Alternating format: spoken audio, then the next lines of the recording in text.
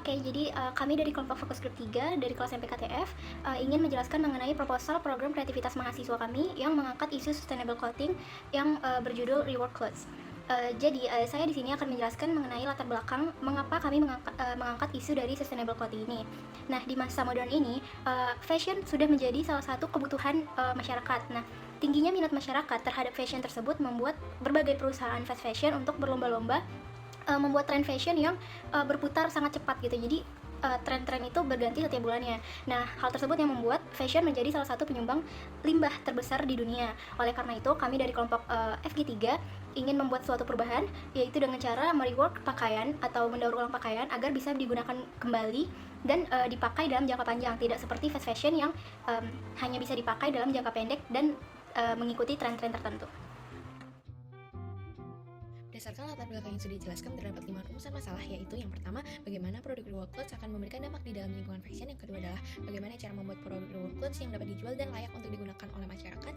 Yang ketiga adalah apakah produk Rework Clothes dapat mengurangi dampak negatif dalam industri fast fashion seperti yang sudah dijelaskan dalam latar belakang.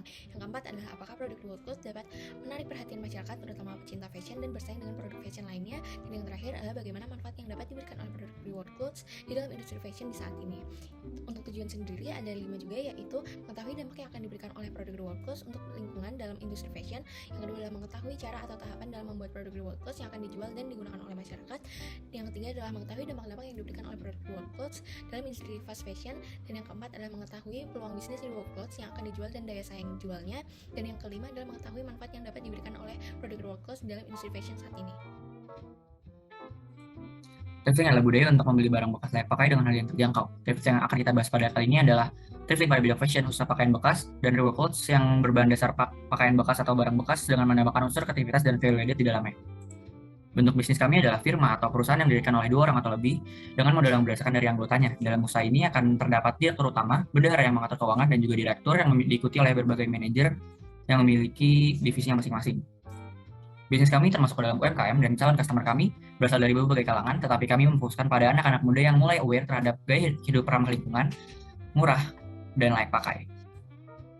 Kami memiliki visi, yaitu menjadi perusahaan fashion yang memiliki keabsahan ciri khas unik dan menjadi pendorong dalam penggagasan Sustainable Development and Living dengan produk yang ramah lingkungan.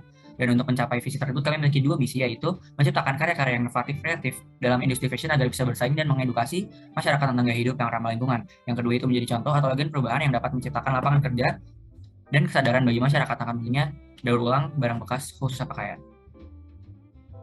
Untuk analisis kompetitor yang kami miliki merupakan pengusaha-pengusaha lain di bidang sejenis yang sudah terlebih dahulu merintis usahanya. Lalu, untuk analisis ekonomi, pertama, untuk investasi awal yang dibutuhkan sebagai modal usaha dalam proses produksi dari pemasaran adalah sebesar Rp3.320.000. Lalu, kami memiliki rencana target perjualan per bulan, yaitu sejumlah 50 buah Rework Clothes, yang kemudian untuk membuat satu Rework Clothes mengeluarkan dana modal sebesar Rp64.119. Selanjutnya, untuk analisis finansial, kami menggunakan perhitungan break-even point. Untuk break-even point unit didapatkan total 85 unit, dan untuk break-even point rupiah total dengan Rp5.951.369.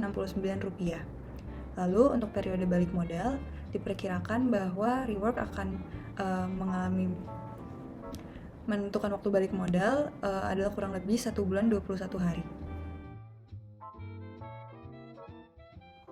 Mengenai aspek produksi, sistem dalam suatu kegiatan produksi mencakup 3 unsur, yakni input, proses, dan juga output. Kami memulai proses produksi kami dengan cara pencarian supplier yang bisa kami temukan di pasar Senen, atau kami juga bisa menggunakan marketplace seperti Tokopedia dan Alibaba. Setelah mendapatkan supplier, kami juga membuat daftar alat dan bahan yang diperlukan, yang mencakup mesin jahit hingga jarum jahit. Pembuatan kreasi Rework Clothes dapat bervariasi, mulai dari kreasi yang mudah dalam pembuatannya dan sederhana hasilnya, hingga yang kompleks dalam proses pembuatannya dan lebih kreatif hasilnya. Karena produk yang kami tawarkan adalah produk yang ramah lingkungan, maka kami menggunakan kemasan dari kardus dan juga paper bag. Untuk proses distribusi, kami menggunakan saluran distribusi langsung yang sering diterapkan dalam berbagai bisnis, yakni e-commerce.